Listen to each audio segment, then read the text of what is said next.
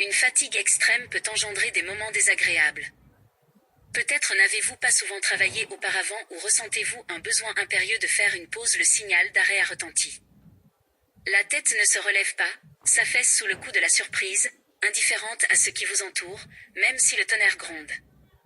La lourdeur accumulée vous empêche de continuer. Rien de nouveau ne vous intéresse, seule une immersion dans un rêve radieux et incomparable peut vous convenir. Ce rêve, au début, reproduira une douleur physique ou morale, selon les circonstances. Peut-être avez-vous dû prouver quelque chose au bord de l'épuisement ou avez-vous été confronté à des coïncidences fâcheuses. Par exemple, avez-vous croisé un ennemi au pire moment ou ressentez-vous le besoin de contacter une personne avec laquelle vous n'êtes affiable, en qui vous avez peur, qui vous est vulnérable. Ce drame intérieur extraordinaire se transforme grâce au sommeil. Un moment propice à la récupération est arrivé ou vous a terrassé par le besoin de vous ressourcer. Il est impossible de s'accorder une pause professionnelle pour atteindre ce besoin de se plonger dans un état de douce torpeur, comme une libération après une ivresse qu'il faut endurer. La paix est essentielle. Le silence, dans le cure, dans la pièce, derrière les murs, est bénéfique à la régénération. On ne croit pas au miracle du repos inspiré. Enfin, quelqu'un se reposera de vous, quelque part avec quelqu'un dont les couleurs préférées se sont intensifiées, comme à l'aube, au cœur des montagnes. Quelqu'un a besoin de protection tout près, tout près. Ce n'est pas en vain que l'action n'a pas abouti à une ingérence dans les affaires d'autrui. La tentative, l'écume, n'a pas eu lieu, la circonstance a dévié au bon moment. Bien fait. Nous avons ressenti quelque chose de nouveau avec une autre personne, d'une importance fortuite. Nous avons appris à lâcher prise et à ne pas nous mettre en colère. Rencontres infructueuses, relations les plus tendres brisées au sommet de leur charme, lorsque les lèvres sont à 1 millimètre d'un geyser volcanique, et autres épreuves. Le miracle d'un rendez-vous s'est transformé en un véritable fiasco, faute de rapprochement entre les personnes concernées. Ils se sont enlisés dans la routine d'une cérémonie impersonnelle, un événement voué à l'échec avant même d'avoir commencé. Le trio tant attendu s'est effondré en plein milieu des fêtes. Seule l'idée de se ressourcer sur une autoroute, là où l'activité cérébrale est intense, peut subsister, car toutes les techniques d'autodéfense semblent parfaitement adaptées à ce cercle d'amis. L'affection pour une personne bat des records d'attachement et propulse le cerveau à plein régime sur la pente du week-end. Quelque chose s'accroche obstinément et alimente la jalousie, l'enchantement, tissant des coïncidences non seulement dans l'esprit, mais aussi au fond des vieilles décessions, construisant des rocades d'espoir et libérant les énergies accumulées, quelque part au soleil, devant l'écran de télévision. On se libère ainsi de la pression insoutenable des impressions agréables, qui incitent à s'immiscer dans des sphères d'interaction plus larges. L'agrément des impressions s'estompe face à une tension croissante d'ordre responsable. Les relations s'exaltent et une conscience s'épanouit rapidement et agréablement, savourant secrètement le summum d'une intimité parfaitement confortable, faite de défis, de transgressions, de franchissements de limites, de fusion des impressions accumulées et de moyens audacieux et efficaces. L'objectif est de construire une structure personnelle attrayante, reproduisant le jeu des sentiments, des refus, de la souffrance et des réussites extraordinaires dans sa sphère d'influence, nourrie par des intentions audacieuses et intarissables. Absurde, et pourtant supérieure. Une rencontre infructueuse, la relation la plus tendre au sommet de sa romance s'est effondrée, à 1 millimètre d'une explosion de passion et autres épreuves.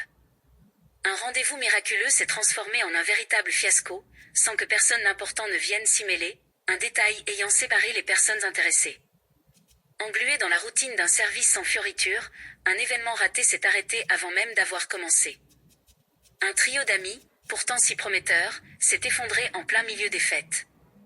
Il est bon de s'imaginer se calmer sur une autoroute, sous l'emprise d'une activité cérébrale hors du commun, car, en matière d'autodéfense, toutes les techniques s'accordent parfaitement avec ce contexte.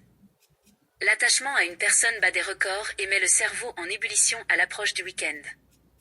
Quelque chose s'accroche obstinément et alimente la jalousie, la fascination, tissant des coïncidences non seulement dans l'esprit, mais aussi au plus profond des décessions passées, érigeant des rocades d'espoir et libérant les énergies accumulées, comme sous les rayons du soleil, au centre de l'écran de télévision.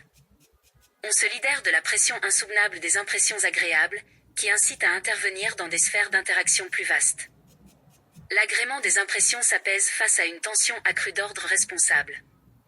Les relations s'épanouissent et une conscience s'épanouit dans une expansion rapide et plaisante, savourant secrètement le summum d'une intimité parfaitement confortable, faite de défis, de transgressions, de franchissement de frontières, de fusion des impressions accumulées avec des moyens audacieux et efficaces, au service d'une structure personnelle attrayante.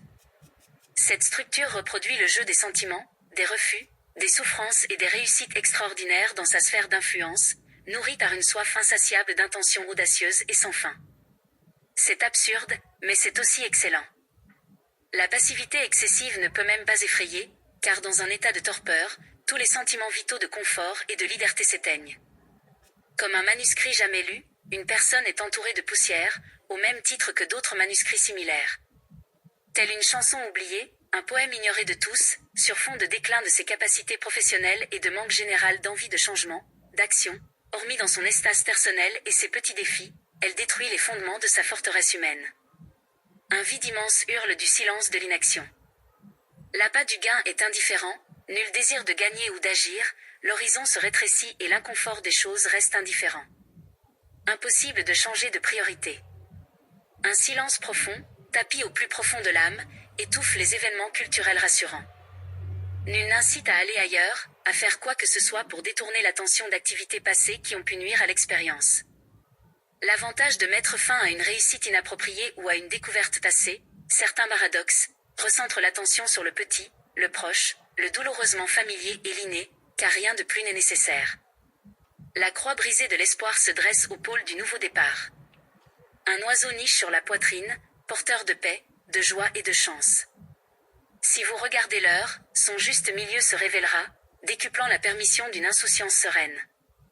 Le toit s'écroule sous les volées d'oiseaux qui voltigeant, perdant à jamais quelques plumes d'une couleur inconnue. Du ciel à la terre, ils s'envolent, laissant derrière eux un tunnel invisible, comme un appel longtemps attendu, une conversation sur les changements, la rareté des positions, des mots de gratitude retentissants et des confessions tremblantes au terme d'une soirée festive ou de vacances, une nouvelle route banale à travers la forêt jusqu'à la rivière. Le cœur aspire à l'aventure.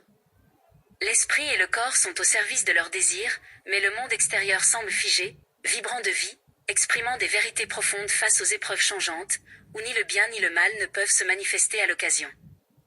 Le silence inspire, si bien qu'à un certain moment, une menace sourde se fait jour, émanant de l'état actuel des choses.